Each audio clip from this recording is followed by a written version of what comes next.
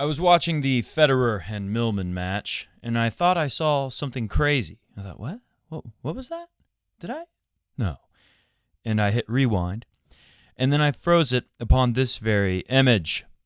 And then I thought to myself, what if you put a GR in front of it and make it GrassMann? That'd be a good thumbnail. And then I sent the picture to my friend, and he said, what if you take the Beatles' Taxman song and rewrite it to be GrassMann? I win 6 games, you just win 3. 'Cause I'm the GrassMann. Yeah, I'm here GrassMann. If you like doubles, I'll give you none. If you want aces, you won't hit one. If you hate my slice, I'll give you some. If you feel hopeless, well, I just won. GrassMann.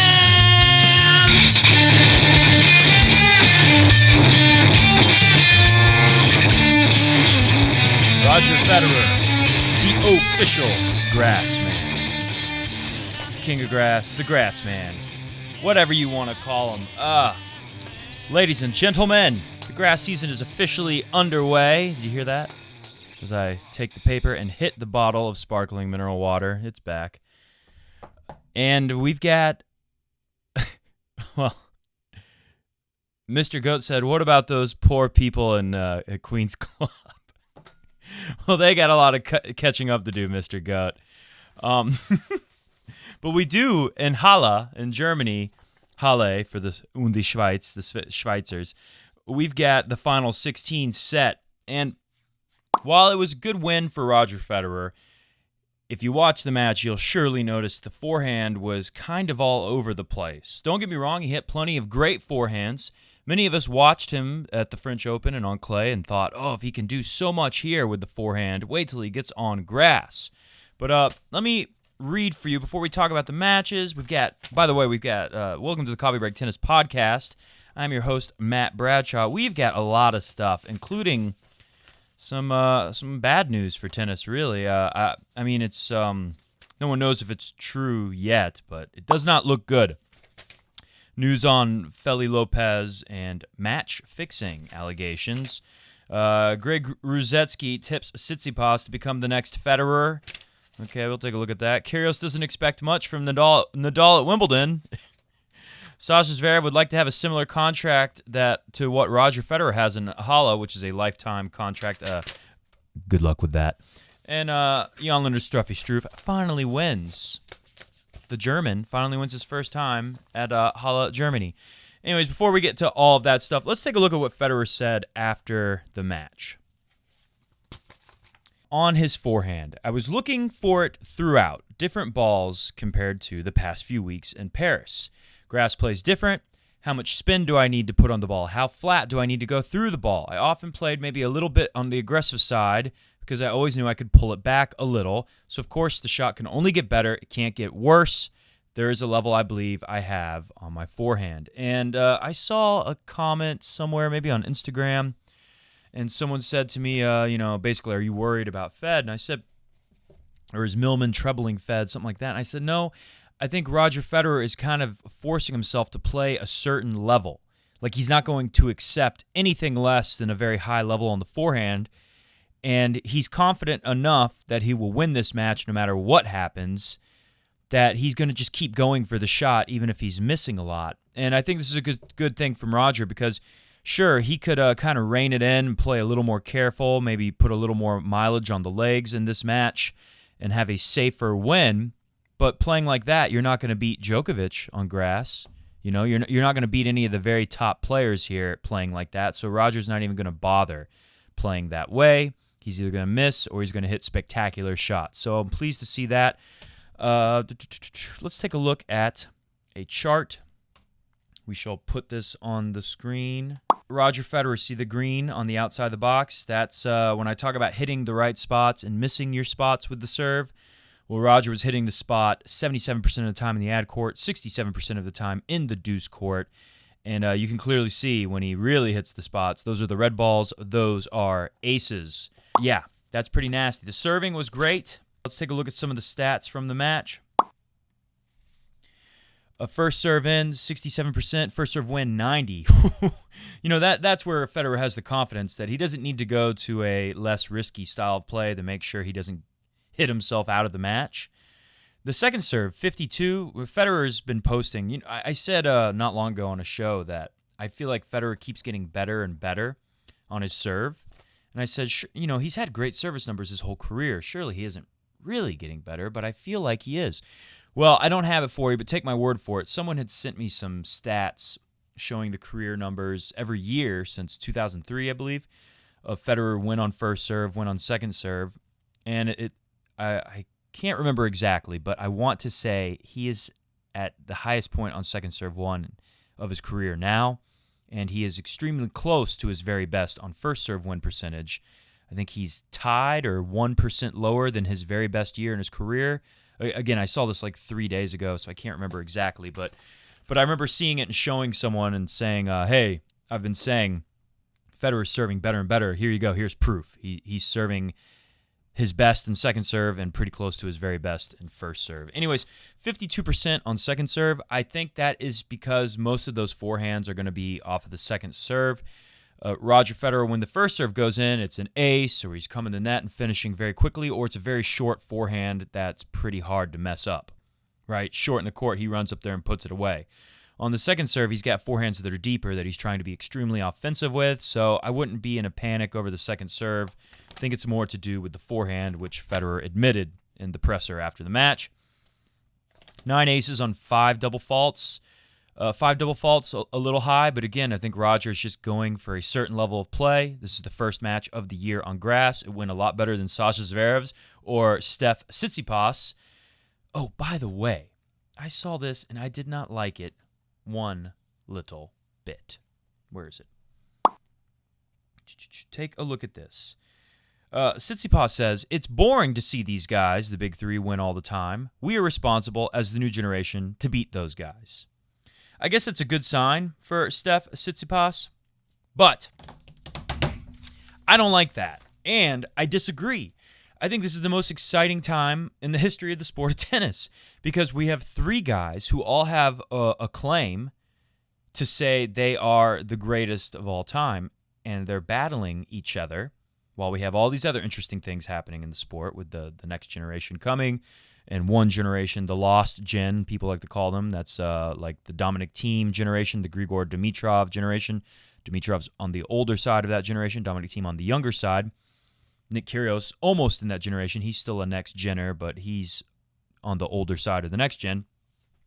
We have a lost gen being completely shut out, not allowed to win anything while we have the big three. So I think it's one of the most exciting and interesting times in the history of the sport. I don't think it's boring at all, but I guess Tsitsipas should say something like that if he really is, as Greg Ruzetsky says, the next Roger Federer. Which, don't get me wrong, I've been saying Tsitsipas looks like the real deal for quite a while now. I agree, but I don't think he's going to win 20 or more majors. Anyways, real quick on GrassMann. It is a furniture company, office furniture from Germany. There you go. Take a look at that. Okay, where was I at? Oh, we got some more stats to look at. So let's just look at this really quick. 18 unforced errors off the Federer forehand. It's pretty high. 10 on the backhand. 5 double faults. 13 winners and 3 on forehand and backhand, and 12 winners on the serve. That's the aces plus the service winners. Federer very good at the net. 16 out of 19. Millman 0 out of 1. And it was a clean win for Roger Federer. But he's going to want to work on the forehand. And the problem here is Wilfried Tsonga is up next, which will be, I believe, Thursday, Donnerstag for the German fans out there.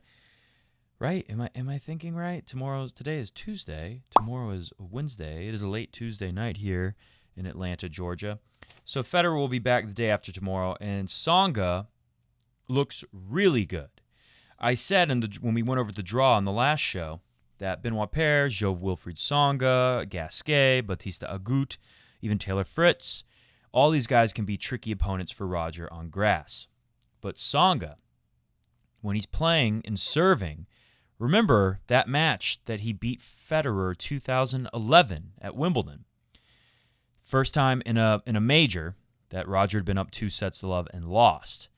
There was unbelievable serving from Tsonga, where just Federer really didn't have any chances to break, and it wasn't really his fault. And Tsonga, again, I believe he had 16 aces in this win over Benoit Paire. Benoit Paire, who had some flashes of brilliance. You saw what he's capable of in the moments. But I think in the first game, Paire had, I want to say it was 3 double faults, 2 or 3 when I watched it. I was kind of stunned to see that. Although you should never be surprised by anything good or bad that Benoit Paire does. 3 double faults kind of gives the break away, and Tsonga was never really in danger. I saw Tsonga hit some incredible drop volleys, coming to net looking pretty good, hitting backhand winners up the line, hitting great forehands, and, of course, incredible serving. So Roger's going to need to get that forehand going immediately, really. And I will admit, I wouldn't have worried at all. But the way Tsonga looked in this match, if he can play anything close to that level again, a little bit of an upset alert for Roger Federer, who, well, I don't want to say upset alert, but this could be a very difficult match. It could be some tiebreakers. You never know what can happen, especially on this surface, which reminds me, I've seen some articles floating around. Some people on Twitter talking about how Rafa is so much more dominant at the French Open or on clay than Roger is on grass. And one of the things I wanted to say was that you can't forget that being consistent on grass is a little trickier than being consistent on clay. I'm thinking of this one specific thing it said where it's like, Rafa is evenly distributed his losses between older and younger players, whereas Roger will frequently lose to younger players. And if you think about it, you know, Rafa's only got 2 losses at the French. And one guy is older and one guy is younger. And Roger only has so many losses at Wimbledon. Obviously, a lot more than 2, but not very many if you think about it. And those are guys like Tsonga, younger, obviously. Djokovic, younger, obviously. Nadal, younger, obviously. Everyone Roger's played for the last 3-4 years has been younger. So that was really dumb one, I thought. But the main point is it's a lot trickier to be consistent on grass because a lot of stuff is out of your control on grass. Reacting to a serve off of grass. Think of Nadal's closest early loss. I believe it was the first round some time ago. Maybe it was 2011 as well. John Isner was up, was it 2 sets to love? Or he won at least 2 sets. It looked like Nadal could lose in the first round of John Isner. Move that to grass, there's no way Rafa wins that day. Because the serving like that, if you can be that effective serving on clay, it's even more effective, much more effective on grass. Sometimes you get some funny bounces on grass. Sometimes you come up against someone like Tsonga, who's going to throw in 16, 18, 19, 20-something aces. And that happens more frequently on grass. Federer has neutralized a lot of big threats on grass over the years. And yes, obviously, Nadal is more dominant at the French Open. He's more dominant at the French Open than any person is at any major in the history of the sport. But I have some issue with people diving deep into stats to prove that Nadal is a better player than Roger because Nadal has been more dominant at the French Open than Roger at Wimbledon. They're both tremendous accomplishments. All right, so let's move on. What else do we got? Go through my stats here. Did I have any more relevant stats? I believe that's it. Okay, so going through here, Gasquet and Bautista Agut.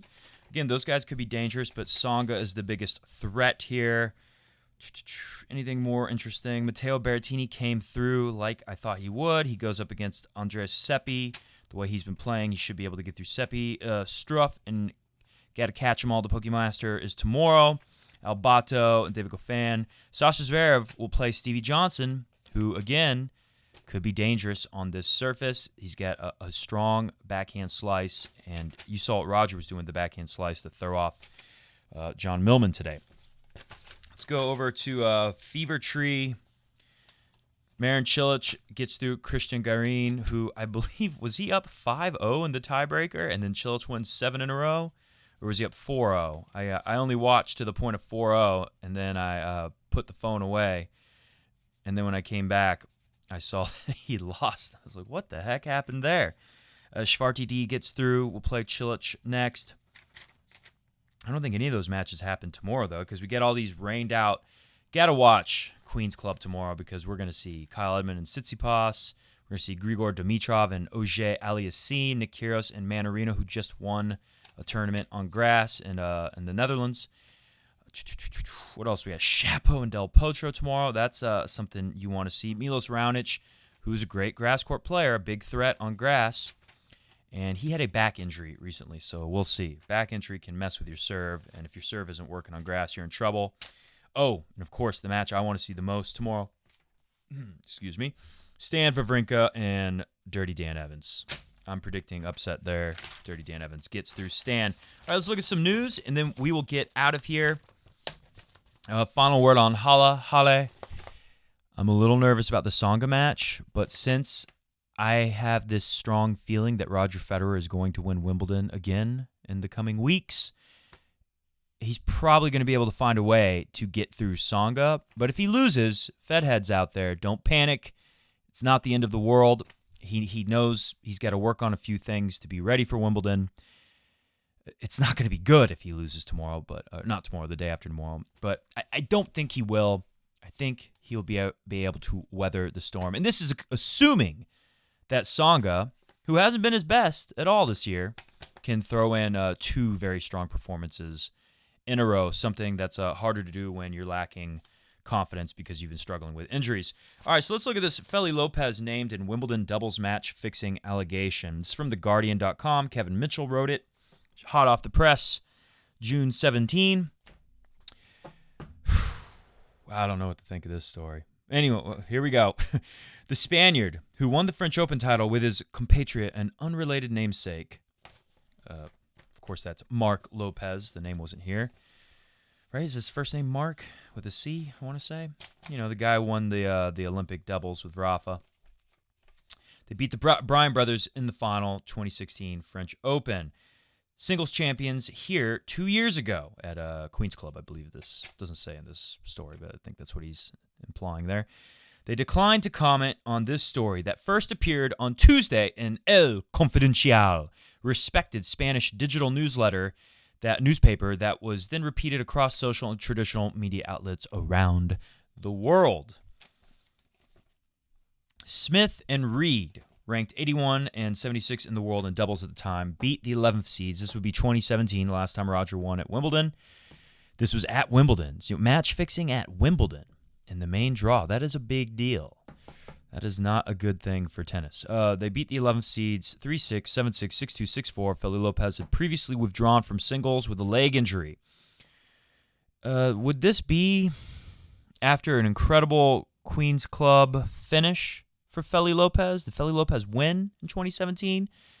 If I remember this correctly, this is when I started Coffee Break Tennis, and I was real convinced that Roger would win at Wimbledon, and I remember saying, hopefully he doesn't have to face Feli Lopez, who just looked incredible at Queen's Club. And then Feli Lopez has to pull out because he just put everything he had in the Queen's Club and had nothing left, and he's injured. I think that's how it went down from what I remember. Anyways, the allegations center on, they're saying that these guys threw the match and made some money from illegal betting. It's illegal because if you have insider information on somebody's going to throw the match or somebody's hurt, then and I hope, if there is anything to this story, if it's true, I hope that's all it was. Feli Lopez wasn't involved. Someone who is on the team let somebody know who's connected to these gambling types. Somebody told him, hey, Feli's not healthy, so put a bunch of money on this result. Although, wouldn't everyone know if he had previously withdrawn? It's news to everyone, so I don't know. Anyways, let's read the story. The allegations center on the monitored activity of 2 retired 38-year-old Spanish footballers, Raul Bravo, who played for some soccer team, and Carlos Aranda, La Liga veteran. They have also been named in investigations into match fixing in football, according to El Confidencial. The report said investigators conducting Operation Oikos revealed that information was passed on about a doubles match involving Feli Calves Lopez and Mark Lopez at Wimbledon, July 2017. Presumably be for the purpose of making illegal bets. The police got the information from listening to Aranda, one of the footballers who is involved in match fixing and football, or at least they're being investigated alleged. These footballer, the police listened in on this guy's phone somehow. They bugged his phone. I don't know. He said in the phone call, "I have information about a match. Do you want it?" The other man says, "Yes, of course, if you have it." Aranda, the footballer, demands that the contact, the gambling connection, commit to paying 50% of all winnings as payment for the tip, who asked how much should he put on it. And he said, "As much as you want, it's Wimbledon." And it says here in the article, the idea behind that is that the tournament is so big, no one will be surprised because there's always monitoring. They monitor this, the authorities, to see if there's suspicious betting, gambling patterns. But they're saying since it's Wimbledon, no one will be surprised by a monster-sized bet. Feli Lopez and his partner will lose in the doubles. That's the tip. Then they lost, winning the first set before losing the following three. Mark Lopez, the shorter fellow who you probably will remember from, well, if you saw that match or if you saw them win at the French Open in 2016, you'll probably remember him from playing as the Olympic doubles partner of Rafa Nadal at the Olympics. Anyways, Mark Lopez told a Spanish newspaper, AS, they have no right to dirty our names like that. So, we'll volley this one away. So there is the story, and of course, Andy Murray is making his comeback at Queen's Club to play with Feli Lopez, and yeah, the story has changed from, a big story, Andy Murray's back, and now it's this story, which would really be bad for Feliciano Lopez, who is pretty popular in the sport. So there you go. Now you know. We don't know for sure, but that, like I said, it don't look good. Greg Rusedski tips Tsitsipas to become the next Federer. He's so much better as a player than he was a year ago, and he's getting better. His transitioning game coming forward, playing doubles. This is from Ubi Tennis, Adam Adicott. His transition game coming forward, playing doubles so much more this year. I think he will be a Wimbledon champion as well as a world number one. He's that good. And yeah, obviously he had an early loss on grass, but like I said, it just looked like he wasn't quite ready to play on the surface. He was still trying to find the timing on his ball. And, Roger Federer's doing the same. Excuse me. Roger Federer's doing the same thing as we heard him say with the forehand mainly. Everything else looked pretty darn good. He reminds me of a young Roger Federer, says Greg Rusedski. A guy who's got that full package. He looks a little bit like Bjorn Borg the way he walks around the court, but what I like, he's a complete player, and he has the mental fortitude where he believes he belongs. I want to be honest. I would love to see something different this year, he said. Hopefully it can be me. Oh, this is a quote from the great young Tsitsipas. I would love to see something different this year. This is probably following up what I showed you earlier. Hopefully it can be me, but I think it's good for the sport to have a bit of variety, something different. It's boring to see all these guys winning all the time. Djokovic is the reigning champion, blah, blah, blah, blah, blah. So, just more confirmation that people who know the sport really like Tsitsipas. Weren't there some experts earlier in the year that I quoted saying that Medvedev, the BS Russian, is going to be ahead of Tsitsipas by the end of the year, and he was more of the real deal? I wish I could remember who said that. But even then, this was back in February, maybe? I was kind of surprised to see that. I said, I don't think so. Nick Kyrgios doesn't expect much from Nadal at Wimbledon. Over 5 sets, I don't think anyone will ever beat Rafa at the French Open, says Kyrgios. It's just too hard physically. But at Wimbledon, it's going to be tough to beat Novak or Federer. So he didn't directly say. He just, I guess he's kind of throwing the shades a little bit. A couple more stories and we'll get out of here. Sasha Zverev, he has a deal with Halle tournament until 2020, but he'd like to sign a lifetime contract. The German player, speaking to reporters on Sunday, said, I would like to play here until the end of my career. I would not be sorry if I had a contract like Roger Federer. On his first round against Robin Haase, he said he's always a very tough opponent. He plays in a very smart way. This is probably one of my favorite tournaments, and I'm always motivated here. Last year, I played with an injury, lost first round. I really want to do well this year. And then he talked a little bit more about if you remember, we didn't talk about it last time. It happened yesterday. That was not an easy match. I even saw an article somewhere that said Zverev breezes through a first-round win. And I was thinking, did these people even watch the tennis? It drives me crazy to see some of the irresponsible reporting out there. Sasha Zverev could not stop falling over. At one point, he was bleeding. I think he fell 3 or 4 times in the match that I can remember. I can even think of one where he fell down, I think after he serves, he jumps into the court on his serve, and then he falls on the baseline, and he somehow gets the ball back in play from his Arshman, his GrassMann behind. He is someone who has an unbelievable serve, a very good grass court game. He has won a couple tournaments on the grass. He has good forehand, a very good slice. He beat, is this on Robin Haase? Yeah, he's talking about Robin Haase then, but then the very next quote he's talking about his next opponent, Stevie the Mustache Johnson. He has a good forehand, a very good slice. He beat Philip Kohlschreiber in straight sets, which also tells a lot. It won't be an easy match, but there are no bad players here. Therefore, there aren't any easy matches here. It's a small draw. We're already at the round of 16. And, yeah. And if you beat Kohlschreiber, who hasn't he won in Holland? He's definitely been in the finals. If you beat Kohlschreiber on grass, you're playing pretty well. Well, hit the music. We're going to get out of here. Thanks for listening to the Coffee Break Tennis Podcast.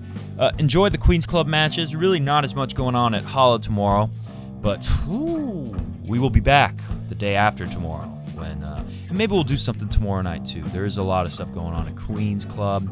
It'll be very interesting to see Tsitsipas's second attempt on the grass. Will it go better than Sasha Zverev's? I sure hope so. Sasha Zverev found a way to win, so credit to him, but he did not look super comfortable. But, hey, like you said, Robin Haase is a good player on grass. So all that matters is you get through and you find a way to get better. Roger Federer, of course, would tell you the same thing. He's going through it himself. We will be back tomorrow or the day after to talk about all the latest ATP tennis news on the grass. See ya!